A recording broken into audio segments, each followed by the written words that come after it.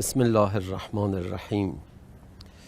اللهم انی افتتح الثناء بحمدک و انت مسدد للصواب بمنک و ایقنت انک انت ارحم الراحمین. ماه مبارک رمضان مناسبت‌های مختلفی رو در خودش قرار داده.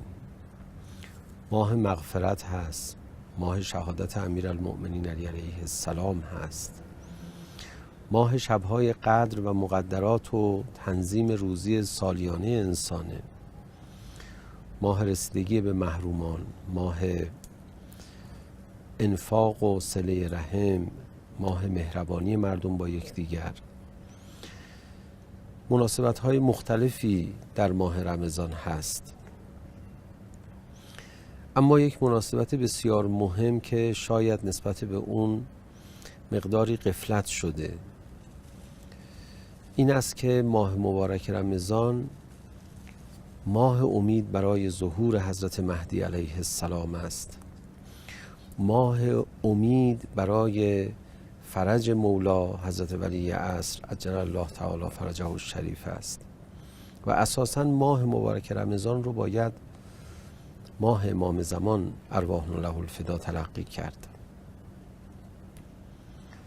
در این حد که اگر ماه محرم ماه ابا عبدالله الحسین علیه السلام هست، ماه صفر به نوعی در ذهنها تداعی میشه ماه رحلت رسول اکرم صلوات الله علیه و آله و سلم هست، همونطور که شب نیمه شعبان رو ما قطعاً به یاد امام زمان ارواحنا له الفدا میفتیم، همونطور باید بگیم ماه مبارک رمضان ماه امام زمان، ماه ظهور، ماه انتظار، ماه امید برای فرج هست. دلایل مختلفی برای این موضوع میشه بیان کرد.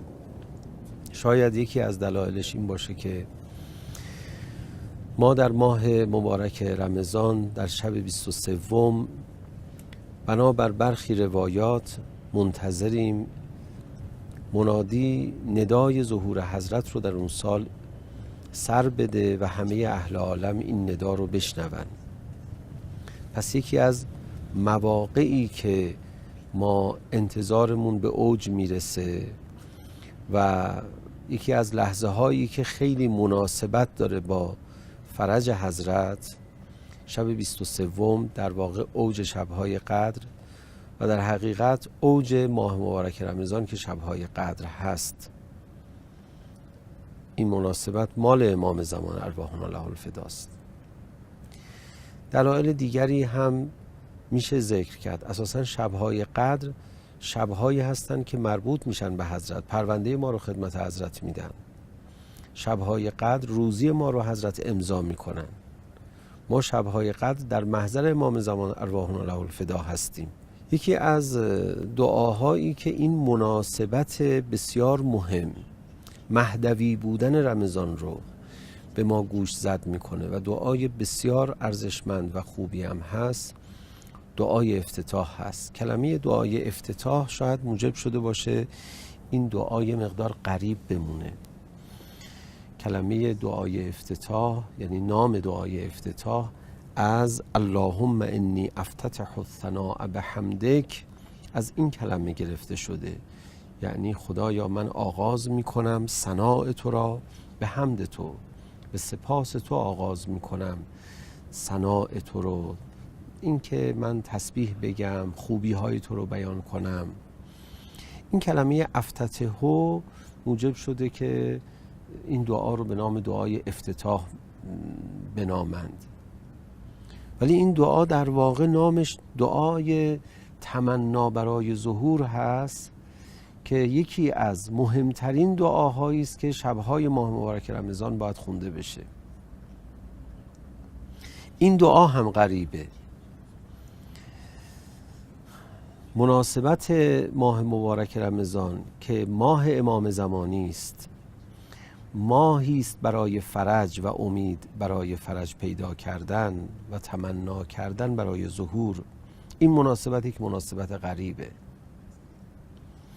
ما با هم دیگه نمیگیم که خب ماه رمضان شد بریم شبها دعای افتتاح بخونیم، برای فرج حضرت دعا کنیم، ولی این یک رسم جاری باید بشه. شبهای ماه مبارک رمضان ما دور هم جمع میشیم تا درباره ظهور بیاندیشیم، درباره حکومت و نحوه حکمرانی حضرت با خدا مناجات کنیم، درباره شرایط قبل از ظهور با خدا حرف بزنیم. خیلی دعای عجیبیه این دعا، بیش از هر دلیل دیگری به ما نشون میده که شبهای ماه مبارک رمضان شبهای امید برای ظهور، شبهای دعا برای فرج، شبهای امام زمانی است.